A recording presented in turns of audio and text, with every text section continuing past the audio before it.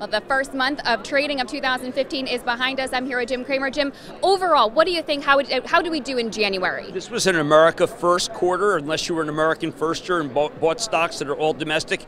All you heard about was currency. Now, the problem with currency is that it wasn't factored in correctly coming into the year because no one expected the dollar to shoot up so much and the euro to collapse. Even if you were well hedged, you still couldn't make it. The commodity decline also has taken people by surprise in that the companies are seeing a tremendous, anybody who makes the commodities is just getting crushed. And people who take the commodity, they still haven't seen the good yet. So we had a month that basically is going to set up for the quarter because the trends that started the month, currency going up big for the dollar, oil coming down. These are things that are not going to be arrested right now, so you don't know what the outlook's going to be.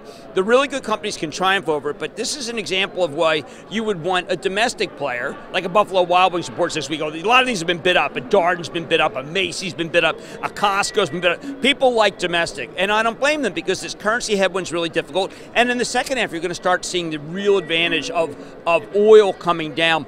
I urge everyone to listen to Charlie Scharf on the Visa conference call. He talks about how 50% of this of the windfall of gasoline is not going to end up being spent initially. It's kind of incredible. A lot is being saved, being banked, and a lot of it's going toward paying down debt, and only a small part's going for spend. So just be aware that we're not seeing the good yet. We're only seeing the bad. Well, and quickly, how has trading in January impacted the sectors that you think will be hottest for the remainder of 2015? Well, I mean, I think that you get a Costco special dividend and you get a Target, and you look at those companies and say, wow, they're just gigantic beneficiaries of the U.S. And then you get a company like McDonald's, and obviously you got a new CEO, and I think there's a lot of things that can go right. But you're dealing with that currency. I'm picking on McDonald's and charitable trust owners just because it spiked so much. It made me nervous yesterday. But if you have companies that are commodity producers, it's not going to be over. I mean, it's just going to keep bleeding.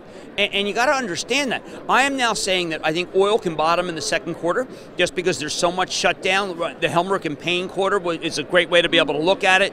And of course the Conoco quarter, the Oxy quarter, the Royal Dutch quarter, we own that for Charitable Trust. So I think you can start thinking about buying the oils at the end of the second, maybe even middle of the next month. We are still in a situation where we're gripped by commodity decline and dollar strength, and it's just bad for too many companies. All right, thank you so much, Jim. That's Jim Cramer, and I'm Brittany Umart for The Street.